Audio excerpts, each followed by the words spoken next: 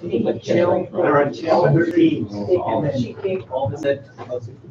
Yeah, So she's. maximum They're meeting. on Fox. I know. Art says, Art says they were on. So, General Bree. then, Yeah. they have like a little brief meeting at noon, and then they meet. So you would need to This be is there. Yeah. Yeah, I use part of these. Are you gonna talk there? Or are you gonna bring it in community side? They took all the games and stuff, just off the street, and everybody else went in. And I was working out. Is that a standard? My wife's thinking about that. You could drop it, go if you want, or just have somebody want it. Or I'll just bring, Yeah, yeah. I said mashed potatoes, butter. Because you don't, I mean, then Murphy's Law would have an officer involved. Yeah, I'm gonna get. More challenging situation coming right at you. One person, you know. Right, it's on that Wednesday, the 13th. And then Hey, how are you? You are. I think so now. So. it's just, you know, if it was twice the size of What this. she did, you know, like all. They were so excited when I told them.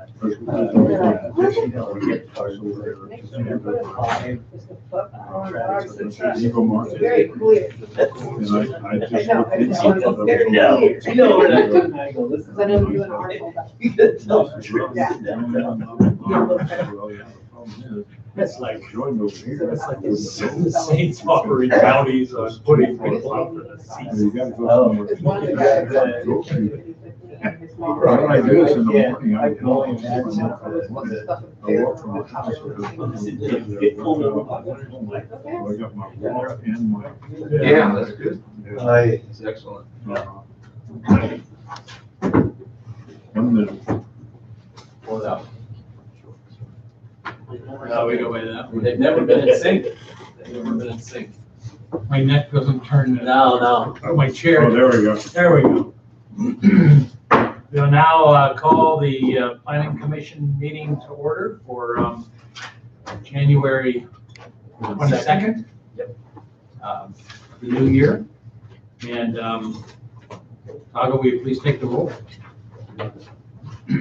Commissioner Adams? Here. Mirano? Here. Contreras? Here. Schrupp? Here. Riley? Here. Vice Chair Baker?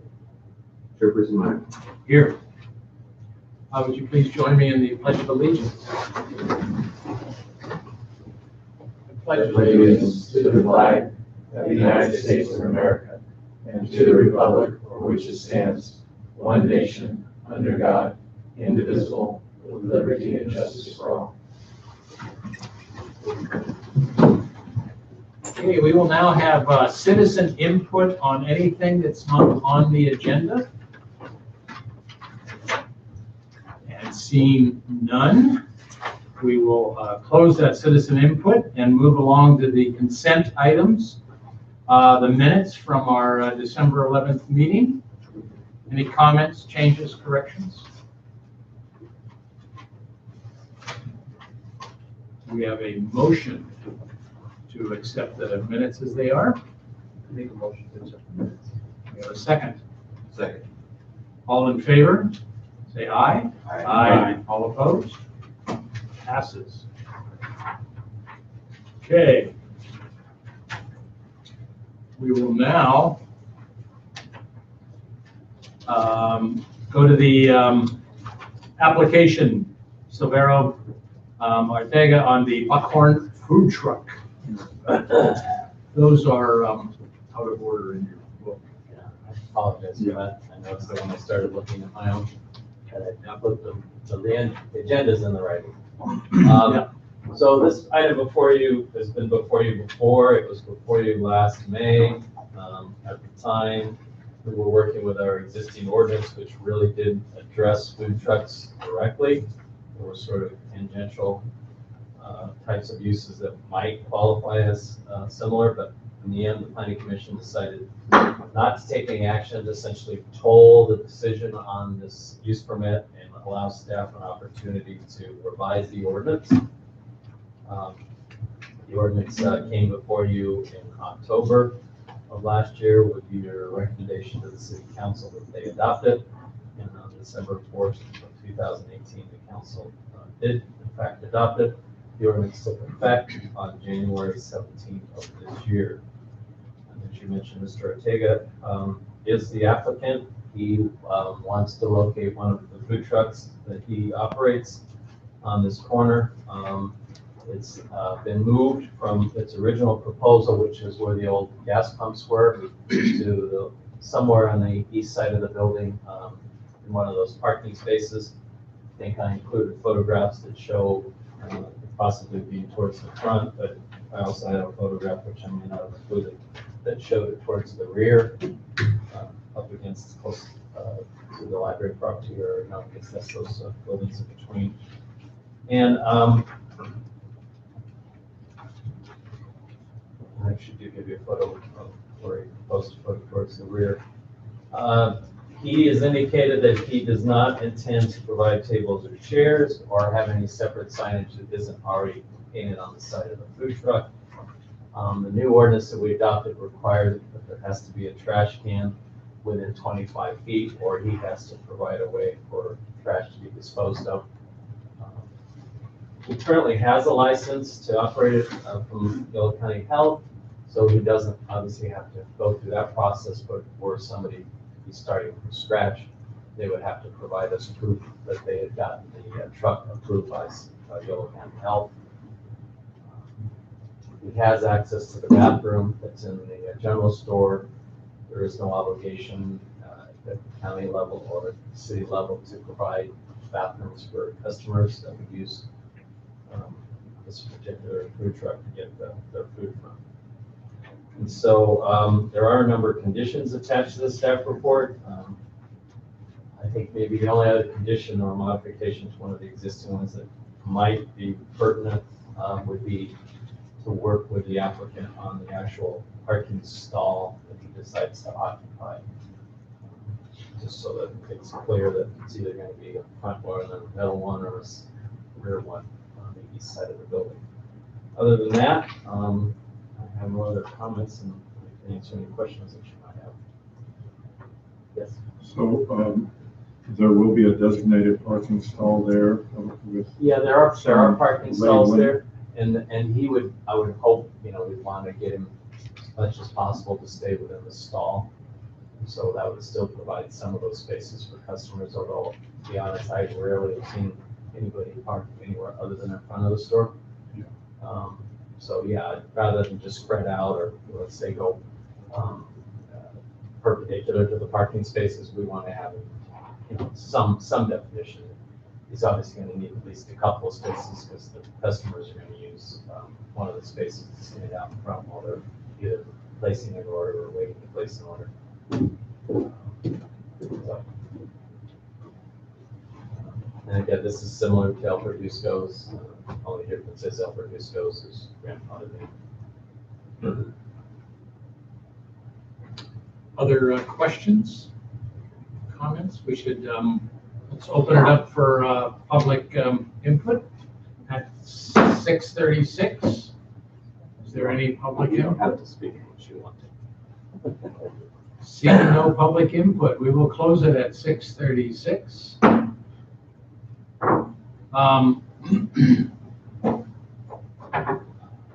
Other comments? Any comments on the food truck?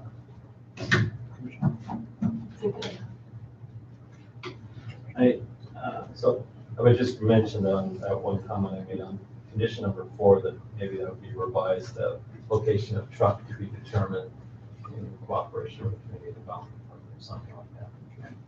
Just so that it's clear that they have. And will that location be consistent? It won't, once you guys determine what it is, Yeah, that's where it will be? I think it needs to be. I mean, he needs to set up pretty much in the Yeah. same spot day after day when he's there. Okay. Not move around.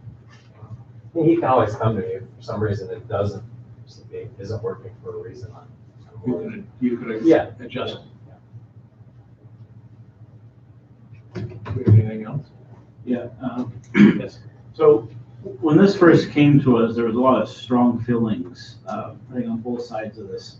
As I remember, there were basically two arguments to be had about why maybe we should have proceeded with allowing this to happen. One of them was kind of protecting the commercial aspect of the brick and mortar around there. You know, I wasn't a big fan of that argument. A more legitimate concern I think that they had was the other businesses around there, the impact regarding trash, bathrooms, those sort of things. I don't see much in the conditions that would address that, and I don't know that there is much that we can do. Yeah. And so I just wanted to at least I think bring that because up again, but he's under an obligation to provide a restroom. I really didn't go there, and in the discussions that we heard from the operator of the Country Kitchen, you know, the problem exists now, and so I don't know, is this gonna exacerbate it? I don't think so, but, I mean, it's always something we can revisit. It isn't cast in stone that you can never change this. If we are aware of a problem that maybe can be addressed by condition, we can always place it on there.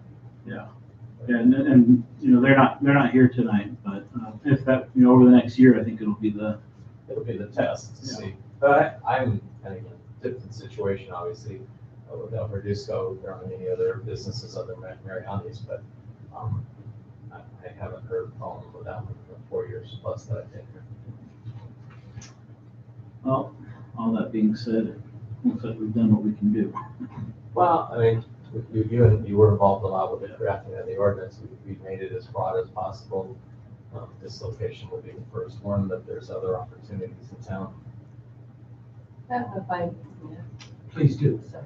I don't know if I had missed it, but is there something like at the 1 year mark, we're going to evaluate it? Will that be? We can, but just as an evaluation with an understanding that, you know, we're not bringing it back for revocation or anything formal like that. But yeah, I could tickler it and put it on my calendar that it be brought back if there's a problem.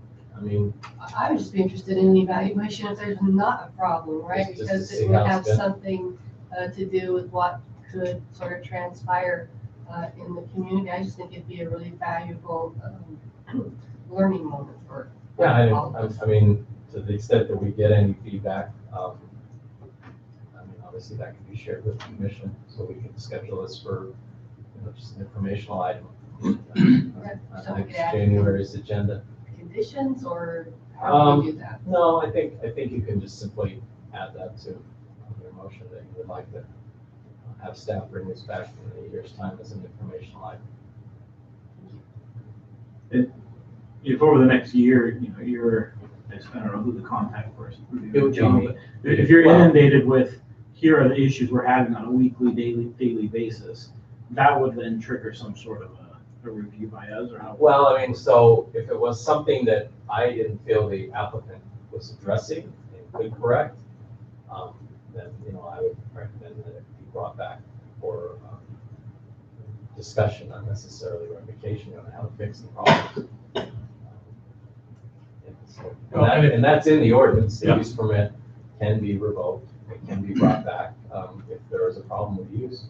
If the problems violated the ordinance as the ordinance has been created, if Yeah, that would they're be operating within the ordinance and there are problems, that would be something that would be right. of interest to Different us. scenario Yeah. there. We'd still be probably bringing it back to your attention, but for another reason, more as to maybe is there a way we can fix this problem in the ordinance? Right.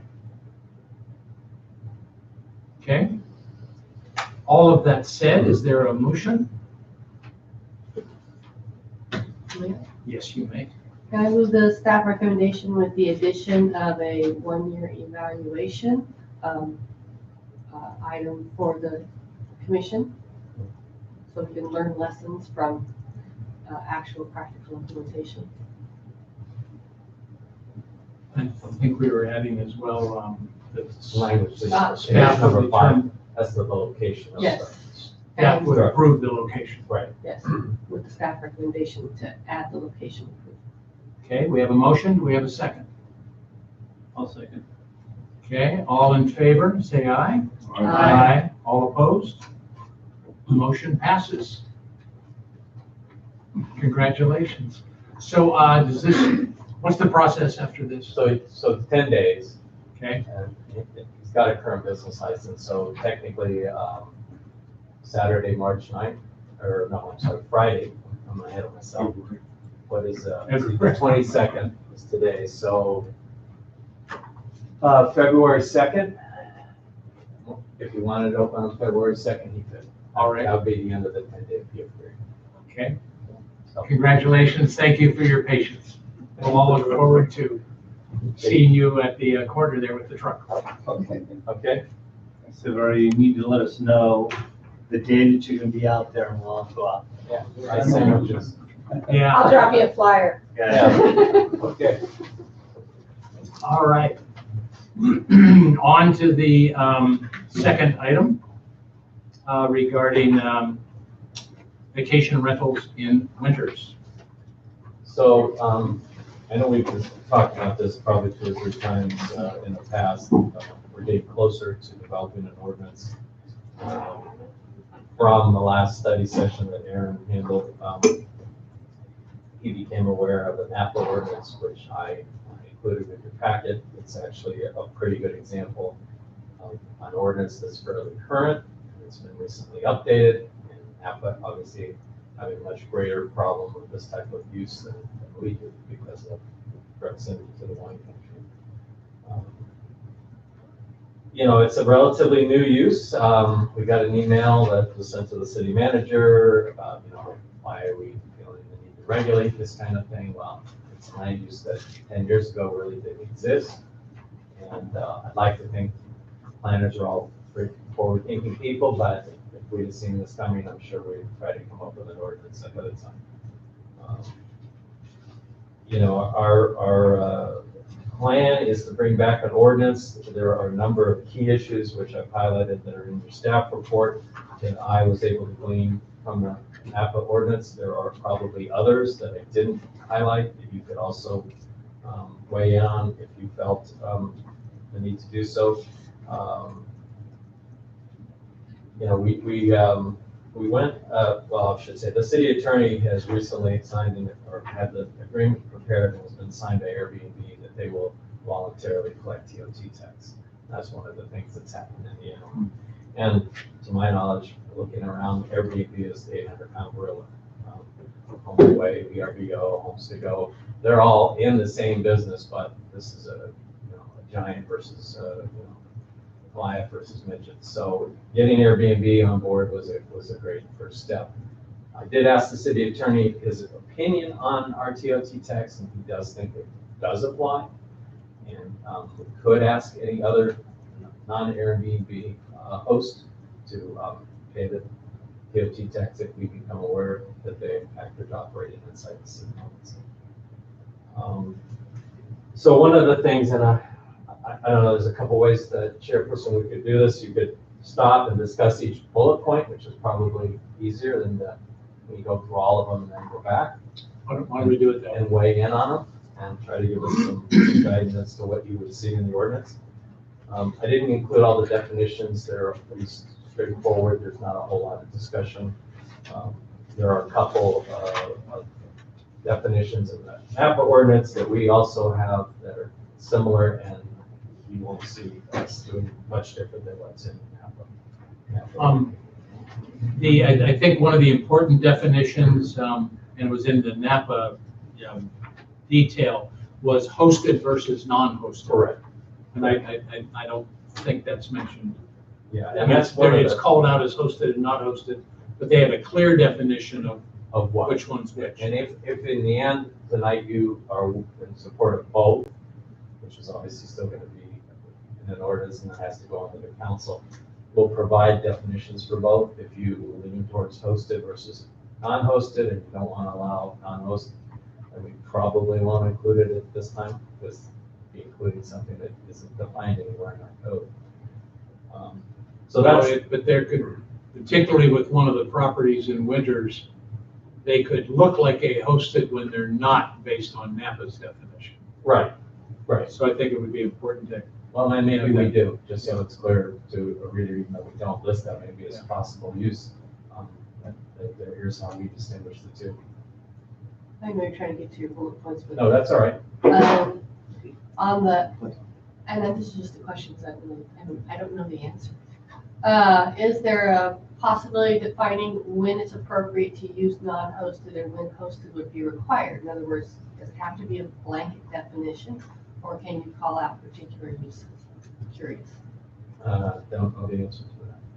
It's something I have to research further. I know Sacramento has it. I can probably see if there's some way that another city has addressed that besides. We're gonna really mess with your work. No, I know. That's all right. I think we should call out hosted and non-hosted. I think that's really important. I think there should be Napa has $595 permit fee, Right. which for one of the people that came and talked to us, a young lady, it helps her financially. She rents out a room that, that would wipe out a whole big chunk of her revenue out of that. She's clearly hosted. Right.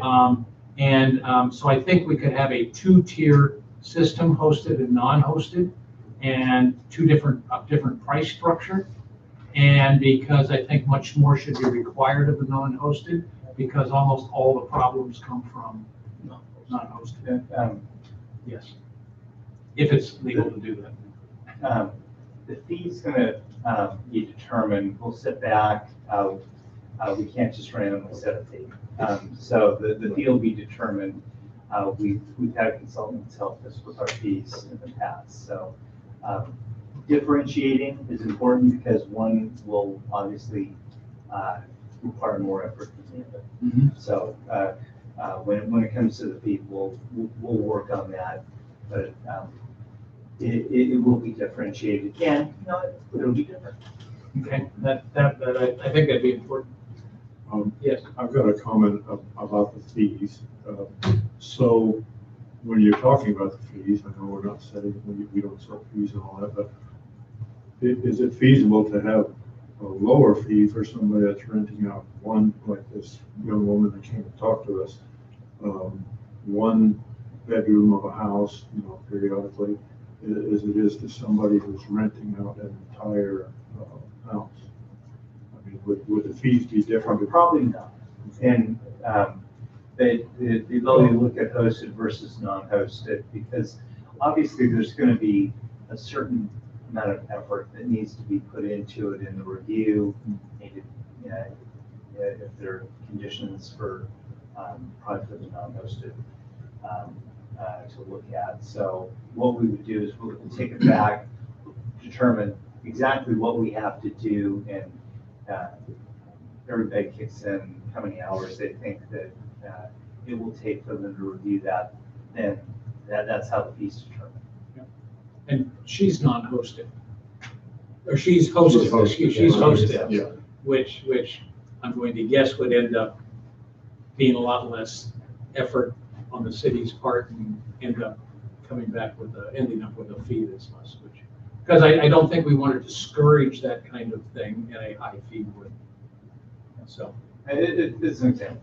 In the hosted, you can be there, okay, check that box. Versus non-hosted, okay, you're not going to be there, so how's this going to work? And you need to explain it. And probably will require at least a review of that. In the hosted thing, I'm going to be there, and we're going to have to go by the house and check for carbon monoxide and a smoke detector. Thank you. We're done. And that's it.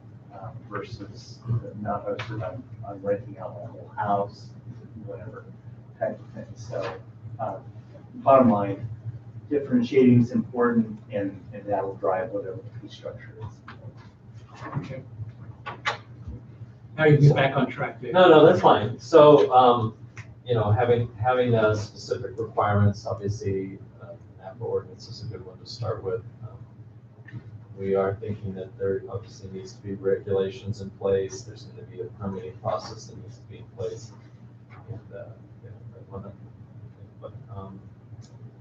And that all can be determined, but I'm going to tell you that a lot of what I'm going to likely propose in our ordinance will be very similar to NAPA, except for it maybe doesn't doesn't really fit the winter's mold. You mentioned hosting and non-hosted facilities. In the NAPA ordinance, they have limits on both. I believe the non-hosted one, there's a waiting list. The hosted one, there isn't. You know, that's a key question. And in fact, I sort of jump ahead on my own report. I just thought of a sort of a third way as to how these could be handled. I was sort of pushing for letting staff administratively approve them based on the regulations and the permitting process that would be in place. Maybe you have hosted being at the staff level and non-hosted being at a planning commission level, because they have the potential to create more problems. So you could have a two-tiered system that way. And that's just a thought that is sort of, as you were discussing it, came to mind that might make it a little easier for us to regulate. So, I don't know, does anybody have any strong feelings to be against non-hosted at this point and not allow them at all in the draft of the ordinance, or what?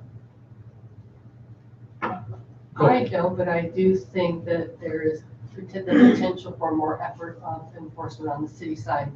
Those things should be taken into consideration. I think it should, in my opinion, I think the non-hosted should be allowed. It just, you know, I voiced it in the email there, because we've, two of us have experienced the impact of no regulation on those, and that if they're controlled, if there's regulations, if they can, you know, lose their permit if they don't do it right, which means they are disrupting the neighborhood, disrupting the neighbors, parking noise, all of that.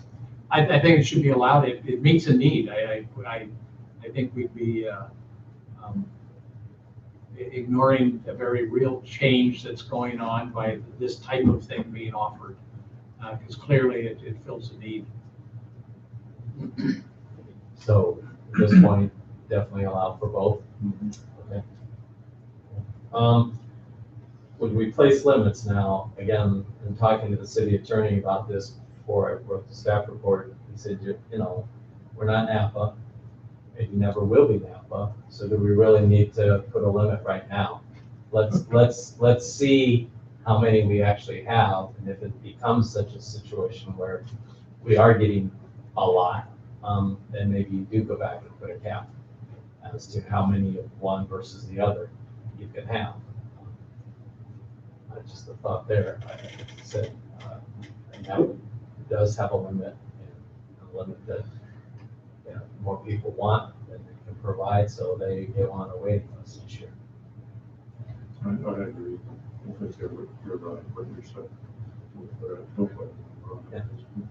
If it becomes a problem. Yeah, go back. Because I was able to identify, I think, 14 that were inside the city limits when you just Google Airbnb.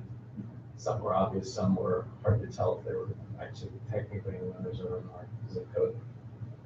And then I didn't really find any others with one of the competing companies, but they may be out there. And I think what we're talking about here is not just to reiterate, from the past meeting, we're not just talking about Airbnb, we're talking about Any vacation rentals in Correct. general. So if you Correct. put an ad on Craigslist. Yeah, Craigslist, Right. then you're subject to the same Correct. thing. Correct. It will be interesting to see if the tax being collected on Airbnb pushes some of those to other apps to try to Avoid. duck around. Yeah. And I can assure you that they'll have to have a business license. And, you know, we can go to those other sites and try and rent rooms too. Yeah. I think part of the process will have to be at least a monthly, some staff member, once a month, cruise all the sites, cruise Craigslist, and anything else that, you know, starts to pop up. That's Yeah, we'll have to do that, or else it won't have any teeth. And that's one of the things I was seeing. Again, the city attorney thinking about who would have the authority to approve it and that kind of stuff. This is, you know, if you make it so everything has to go to the planning commission, you know, you're going to bury yourself in applications and paperwork, and is it really necessary? And kill the small Right. ones. Right. Yeah. Yeah, because unfortunately, our conditional use permit fee is established based on how long it takes to process a normal CUP, and I think I misquoted myself last time, it's somewhere around $1,800 a pop, so. Is that based on what you pay us? Yeah, yes, exactly. That's how we determine it. Although you are factored in. That we pay you. Yeah. One Yeah. permit. Yes. That's great. Your time is factored in, not your salary. Okay. So the other thing you, again, encouraged me not to do, NAPA had a drop dead timeframe in which you had to apply to get in the system. It said, do you really want them to all show up the last week before they're due? No. He said, just once the ordinance takes effect, take your time, notify them, and then let them come in as they come in. And that way you don't carry staff and a whole bunch of processing permits. Can I comment on that? I think, though, you should have some date by which they're overdue. Yeah. Because otherwise, some people are not gonna come in. And comply at all, yeah. So, I mean, while you're not saying you have to come in, there is something like, if you don't have it come in 180 days. Right, after being notified. Right. That you need to obtain the proper permits or something. Well, if you have a business license for any business, typically, once this gets going, those business licenses are due Annually. beginning of Yeah. So hopefully we would make these the same way. Initially, it might be for 6 months or whatever it is, but then after that, it should just go through that cycle. And there is language in the business license ordinance that says you have to have a business license. So that's one of the other tools that we have to leverage our position is that not only do you. With only 14 existing ones, it's saying it has to be done by X. Yeah. Well, and then if you get too many of them, you can say, look, I'll get back to you next week. You're doing fine. We got your app. Yeah. It'll be a little bit before we complete it. You're doing fine. Let me look at where our business license. Yeah, ordinance is. human nature is, Well, there's some people that are gonna procrastinate, or Yeah. some that are just gonna dig in their heels and not wanna do it at all. So what level of activity does a person need a business license? It's a certain amount of revenue, I believe. So is there a way that, the really small operators could fly under this and, As far as the business license, maybe, but they'd still be obligated for the TOT, and they'd still be obligated if it's a hosted permit and it's been issued by staff, they'd still have to get the permit. So we have some way to track them and the record that they exist. But yeah, I don't know, I don't know how many times a year the lady rented out a room, and what the rate was, so maybe she never got to the business license. you know what it is to require a business license? Is it $1,000, John? Not positive. It's $1,000, yeah, because it comes under home occupation as well. Some of this, you can't really capture it. You have no idea when somebody says, I'm going to open up an Airbnb, it's going to host it or not host it or whatever. I guess if you're Airbnb, you would They're gonna collect do it. from They're gonna do it for them. us. Yeah, So they're gonna be, are helping us regulate. yeah, so definitely, yeah. Yeah. If it was somebody else, somebody's just renting out a room here and there, there's no way to know. No. I mean, if they're, and especially if it's not being advertised, they're just doing it by word of mouth. Craigslist? Yeah, Craigslist you can find. Craigslist, easy It to check. expires in a few days. Right, it's just very, yeah, It's hard to see. yeah, and I know, I'd like to say I'll be hard looking at every site every day, but, I'll give it a best shot and then send out the letters and see what happens. And then after we get most of those people comply, we'll pick another one. I hate to say this, but it seems to me if one or two fly under the radar, that means that they're able to operate their business in a way that doesn't cause, attention and, they aren't doing the things that we're trying to solve. So, Right. yeah, I really think that that's a kind of low on the But priority list. Yeah. Right. Same way where it gets to, a limit on the number of people overnight in a home. And if somebody violated that, but there was no noise, no parking problems, no, it would never even come up. So, I mean, if there are no problems, then there's no enforcement effort is needed, right? When there's problems, then you got the tools. So let's get back to the list again. I think I've already gone past the first slide. So let's see. So, the other thing, I couldn't find it in the app ordinance. I can't say I read it, 10 times to see if I was missing it, but I never did see a limit on how many days you could rent out a room or the entire structure. I quoted you that Sacramento does put limits on the number. I think at one point, maybe putting words in all your mouth, but I think you said something about, if you do it so many months out of the year, it becomes a different type of animal and just Airbnb. If I could, I think you have to distinguish between these vacation rentals, which are going to have multiple people staying in a single room, and a person who's renting out a room to a single individual. I don't know, tying it to your TOT before your TO for single stay, so before your TOT would convert, would be one way to get to like your maximum number of days on an Airbnb rental by a single person, which is not the same as how many days you want to rent it out during the year, which I don't know that I have an idea that you could rent it out all the time, so long as you weren't going over the TOT. Some people Yeah, have, 30 have days. somebody renting a room on a regular basis. 30 days is the difference between transient and Correct. Yeah, Yeah. yeah. Yeah, in fact, most cities, if you've got a hotel or motel, you actually have to get special approval to go beyond 30 days.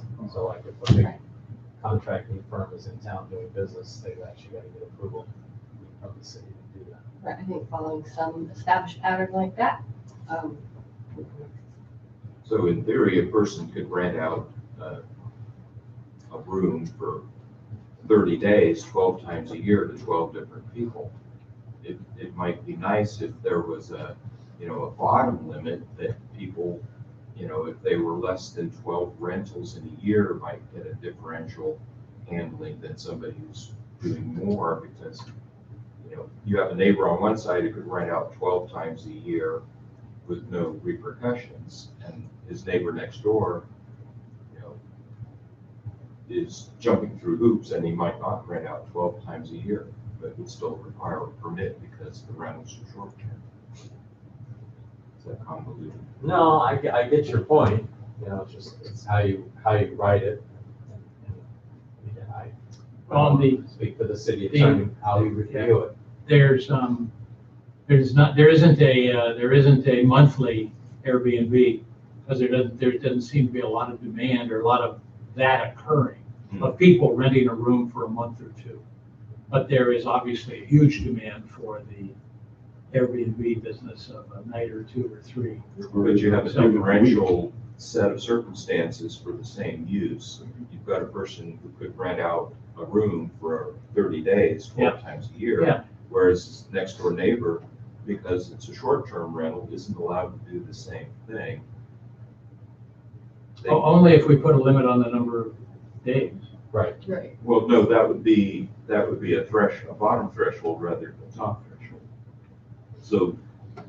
So if somebody was doing Airbnb, but they were just doing it 12 times a year, Yeah. they would still need this whole permitting process and fees. Yeah. Whereas somebody next door to them could be renting out for a longer As term. long as they go over 30 days. Yeah. Because they don't fall under short-term vacation rental. I'd like to see the smaller operators protected somehow. Well, yeah, if you do, I mean, for anybody who's putting this together for 12 nights out of the year it's probably not viable. I'm not sure everybody does this, there's a cultural thing here too, where some people enjoy having people come into their homes for Yeah. this. That's what was expressed by the lady that talked to us. She thought she would, not only the money, which was she enjoyed, but the meeting all these different people from all over. And again, those don't seem to be the problem. Yeah, The problem would seem to be the non-hosted, where there's nobody there and it can become party central. I guess from my perspective, you would look at what the permitting process and the fee structure would look like, and whether or not there was some way in how you can legally set fees to distinguish. Between the two. Well, and what it would, part of it would be,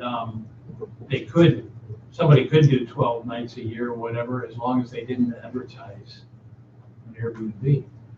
I mean, it's the, I think that's going to be one of the primary triggering points of what's, because and again, in the Napa one, the Napa homes have to put their Napa short-term rental permit number on the ad. And that's just like a contractor's got to put his permit, his contractor number in any ad. I think that makes a lot of sense. Yeah. But I don't see you can call out one single competitor and give all the other competitors a pass. No, I agree. I think at this point, though, I would not be inclined to set a limitation on how many days these can be rented out. Well, and I again, think we avoid that if whole we issue. tried to distinguish who was the permitting party, if it was staff or hosted versus you on the non-hosted, well, if it goes the CUP route, which is the only reason it would come to you, you could establish that. I mean, if the non-hosted facility comes in and says, I want to rent it out 360 days a year, and you just go, let's swing the walk before we run, how about we go 6 months out of the year, and then if we come back, if we're talking about with a food truck and evaluate, how's that been working? Because I mean, the use permit process, the beauty of it is all the property owners get notified that are within 300 feet. So in the case of the one that's near Pat, you take it 300 feet from every corner of those parcels, and you're going to notify a heck of a lot of people. So if they've got issues, they're going to let us know. Did the Napa have notification Yes, for all the permitting? Yeah, it was 500 feet though. Actually more than ours, well, more than the law calls for. You can always do more. In a city ordinance, you just can't do less than 300 feet. Would, again, and I don't know how much distinction there can be between hosted or non-hosted. Could the hosted not require notification, and the hosted, the non-hosted required? And the Oh, I hosted? think so. I think you can make that distinction. Okay. That's clearly something that you can ultimately recommend. Or maybe shrink it down a little. Yeah, maybe like a home occupation, it's adjoining properties, you can make it 100 feet. You could have to definitely do it 2 tiers on those. Because unless the person's just a terrible property owner, when you're there, you're less likely to let it run amok. I'm sorry. Well, no, I was going to say, with regard to who gets to issue these, if it goes to staff and you say no, do they have the opportunity to come to us and say, hey? Every administrative decision theoretically is appealable to the planning commission. So yes. And even in the case that I was going to have the authority to approve all of them, which I'm having more and more reservations about that, I would likely bump the extreme ones to you anyhow, like the one by Pat. If that were to come in, I would say, I'm not comfortable with making an administrative decision on this. So rather than deny it, I'm just leaving it up to the planning commission. Which would trigger the CUP fee? It would, but in the case of that one, that's a bad night for the revenue. Yeah, They wouldn't blink. So, I probably should have split how many days. The other one was maximum number of persons. And looking at the Napa ordinance, it's 10. If you look at the farm stay on the Airbnb site, it says 16 plus.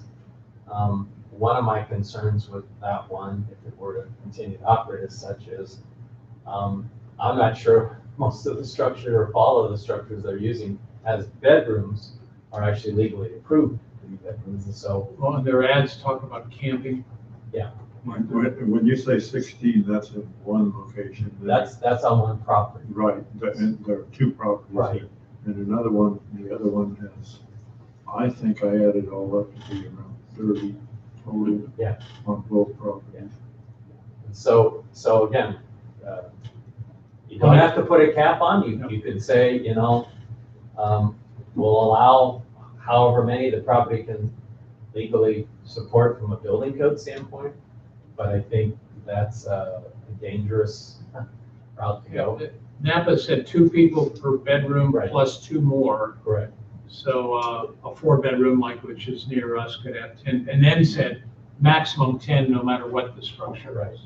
is. And if you just look at the farm stay ad, it says 9 bedrooms. Yeah. So there's 20 people right there. I think the Napa approach is a sound one, because again, it puts a cap on the problems that have occurred. So the 2 per bedroom plus 2 extra, so it's usually 2 per living sleeping area, including the living room, which gives you your 10, Right. is actually a federalized standard for subsidy programs. So as such, it's a good safe harbor for fair housing suits. Yeah, and the thing with, and then I think I don't remember if I listed that or should have. The other thing was, what could you host in a facility? And Napa specifically says, no weddings, no commercial use, no auctions, no big parties. Because, again, this is a residential neighborhood. It's zone residential. You can't have a hotel. You can't have a B&B in a residential. You can't run an event center in a residential zone. So why should you be allowed to have an Airbnb with 50 people show up for a wedding reception? Well, I think that's going on, and that's separate from the Airbnb. Right. That's a whole separate thing. Right. But I think putting in our ordinance or keeping in Yes. specific prohibitions of what you cannot do, Right. with not all of them being listed, but the most obvious ones, this was probably worthwhile. I agree 100%. Yeah. It's a place to stay, they can go someplace else for the wedding or Right. I mean, yeah, I meal or the was whatever. talking to you before, if it was Park Winters out in the middle of nowhere, Right. who cares? Yeah. But it's not. But it's a big enough property. to Well, they support. were, in our case, it was Park Winters where a very large wedding was, and they had their own private bus that brought all of the party goers, reception goers back to the home at 1 a.m. in full tilt party mode. And to continue the party, and it was really out of hand. So that, I'm hearing that there should be some number limit. Yes. Either, Yes, like you said, so many per bedroom, and then a total cap, 10, or 15, or Well, whatever. or the- depends on unit size, building size. Right, but it shouldn't be just, however many you can support in beds, because, you Yeah. said, if Pat's right, 30 people can go on the farmstead property, that's a lot. Well, unless, of course, you're saying 2 per living sleeping room, that would preclude camping at that point, Well, right? we It would be a preclude much camping. smaller good. Yeah, but Well, you there's- can just continue making room after room in a big building and have, 20 bedrooms. Well, Right. but that's- at the end of the day, Legal bedrooms. this ordinance is gonna require an inspection. And the only allowable, occupancy will be what is permitted. yes. If you decide to, if you have a Quonset hut or something that is not rated for residential occupancy, it's not gonna. Or a travel trailer, or any of those, it has to be a permanent Well, structure, yeah. And And the dorms would be different. If a building is rated for a certain occupancy, that would be allowable. If it's not, it's not. The idea that Well, but- you convert a, tough shed or something like that into, a bunkhouse or something like that, that's not gonna make it. the Napa put a maximum of 10 on it, no matter what. Right. And I think that there's merit to that, because again, if you go back to the problems that have occurred, they occur when there's a whole lot more than 10 at 2 o'clock in the Yeah, morning. and notwithstanding though, it doesn't matter whether it's 4 or 10. The buildings are gonna have to have the correct Yeah. occupancy, period. And we don't want people being put in a barn that has only one door and no windows. So that if something happens, how do the people escape? But I do think you can look at the housing occupancy standards as a guide. Good but bad example, unfortunately, like exactly what that was. So, and then the fee, as John talked about earlier, I gave you an Apple one, but as he mentioned, there has to be a justification for how the amount was arrived at. It just gives you, at least theoretically, what ours could be, because presumably Napa goes through the same sort of process that we would do to establish what that fee is. And the difference in Napa, as I read their ordinance, it's paid annually. I would recommend that business license obviously has to be annual, but once, like any use permit, even though a non-hosted wouldn't require use permit, as we've been talked about, you know, as long as you operate at that location, you don't have to renew it. That's how we treat home occupation permits. The minute you move from house A to house B, you got to start over again. Yeah, I think that's right. That's a way to do that. So that's you know, how the fee situation would work. At least that's how I'm proposing it being. That's different than that one. The, in the Napa thing, it says only one rental agreement per vacation unit. Does that mean so you can't have multiple parties staying in one That's how I read at a it. time? That's Okay. how I read it. Okay. So you couldn't, in the case, and I pick on the farm state, you couldn't have, Pat would be renting out the house, and And I'd all be you're renting out the renting out the bunkhouse. barn, Yeah. and Lisa's gonna be renting out the bunkhouse, all Okay, on the no, same right. property, but you're not related, you're Right. there for your own reasons Right. and not, no others. Okay. So, yeah, that's how I, And the fees for non-compliance, does that have to be put into an ordinance, or does that already exist? we already have, fees for failing Okay. to comply with an ordinance that's on the city's.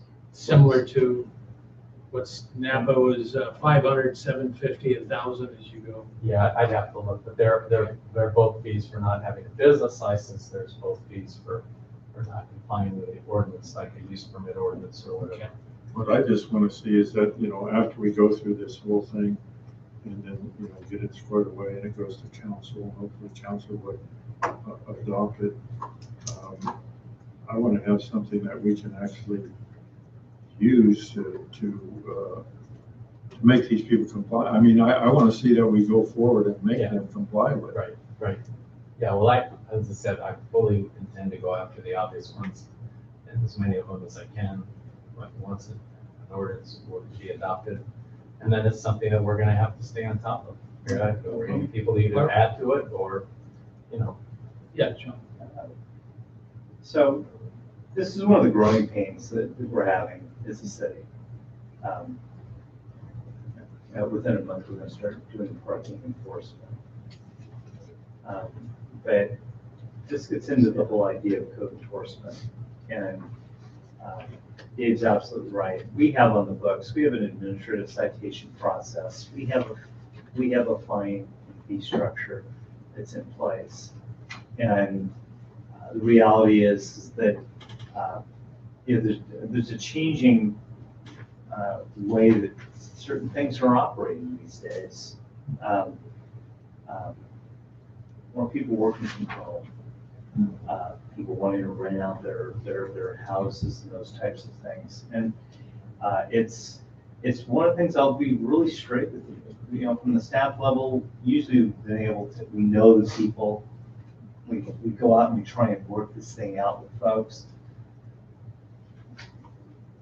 It's not as easy anymore, and the carrot and the cajoling is really going to move more to the stick on a couple of things. And we don't want to do that, but that's just the reality.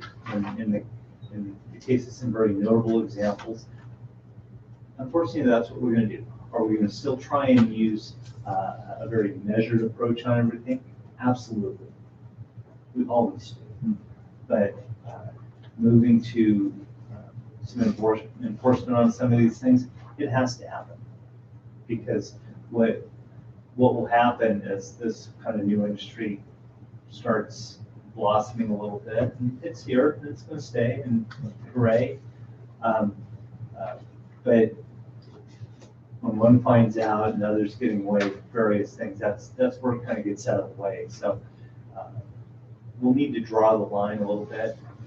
We will need to do code enforcement. We will need to have compliance on things. It just, It's just the way that things are moving now. I'm kind of curious, is there statistics on how many police calls there have been to short-term rentals? And are they concentrated on one or two operators or? Yeah, And you know, what- actually, Yeah. have we done a big statistical analysis? Not on all 14, but I can tell you that, My next door neighbor called 3 times last summer. The neighbor on the other side called several times, and they both said they could have called a dozen times. They'd sometimes, you know, just yell over the fence and try to get things, and it was just noise at the parties going on till wee hours of the morning. Have the police cited anybody? the two citations now, usually we're going in and we're saying, you know, you need to turn this thing down. Yeah, no compliance comes about. But Same thing that the happened to us in college. the two ones we're dancing around on tonight, absolutely. There have been calls on those. In a city, which by the way, has very low volume calls on people calling on their neighbors. That doesn't happen. Yeah, you give me a challenge.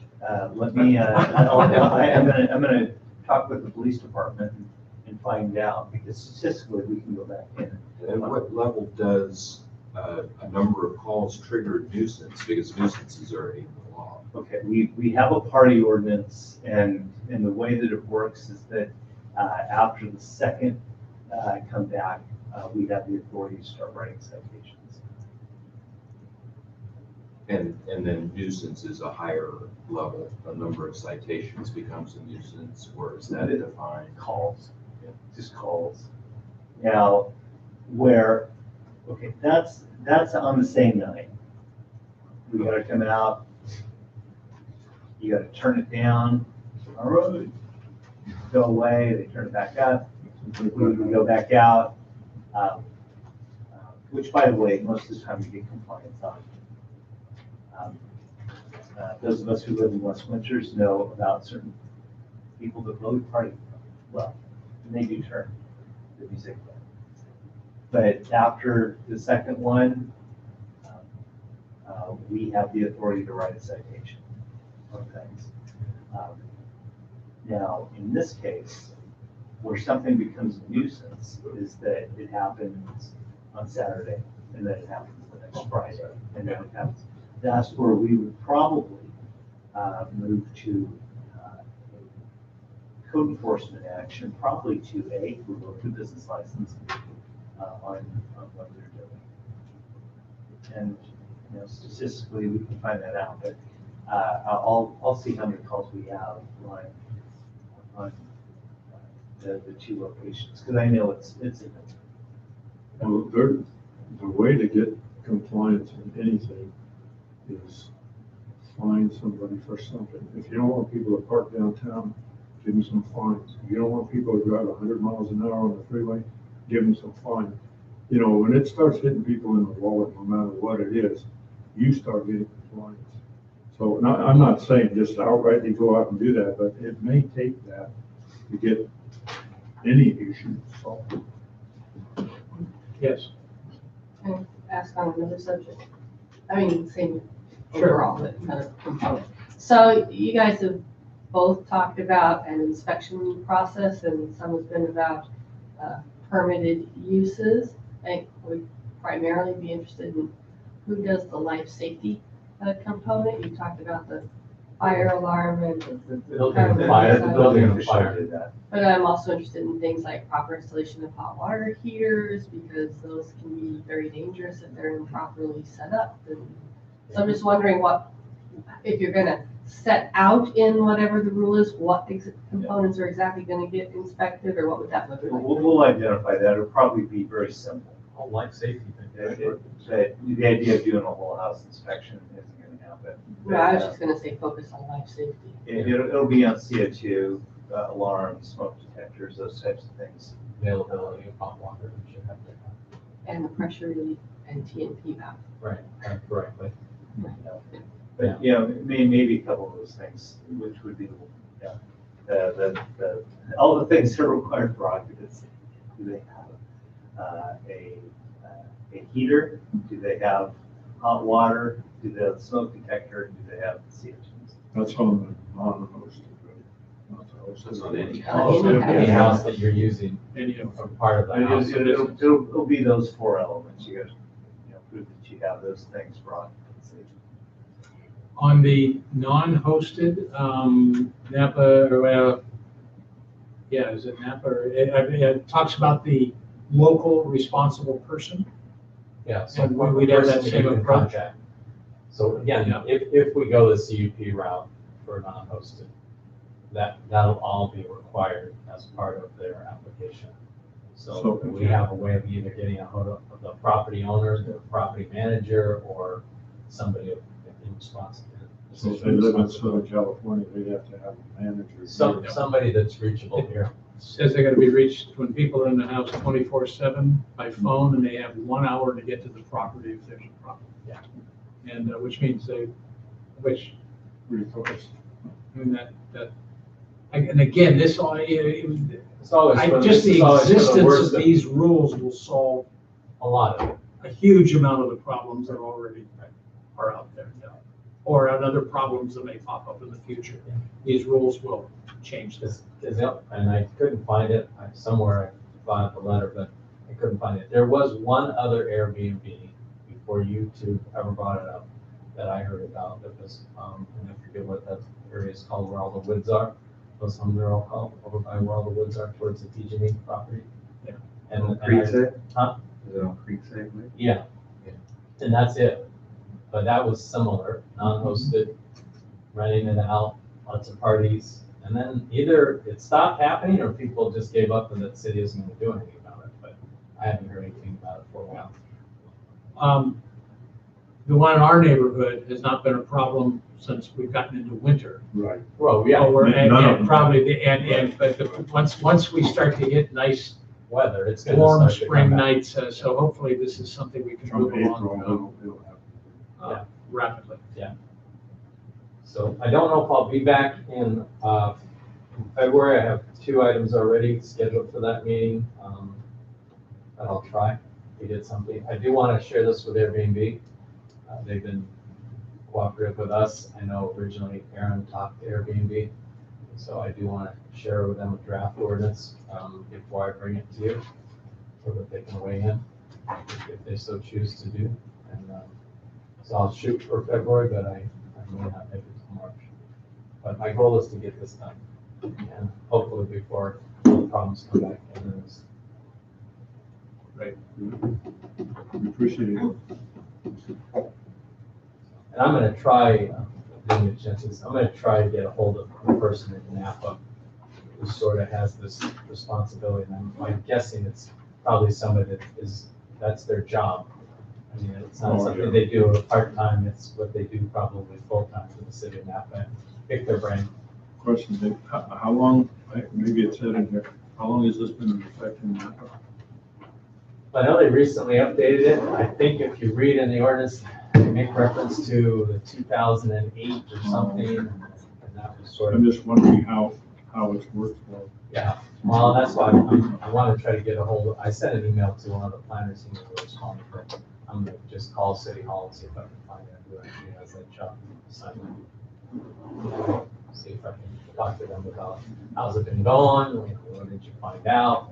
There's still other problems that your current ordinance still doesn't address. Blah, blah, blah. Okay. Thank you very much. Any other comments, input, questions? And I think we are done. As of 7:31, meeting's adjourned.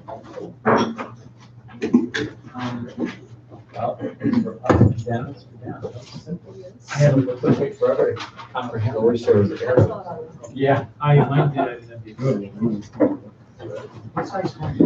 See you later. Yeah.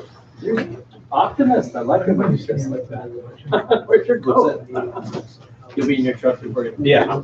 Truck's parked right outside. Oh, okay.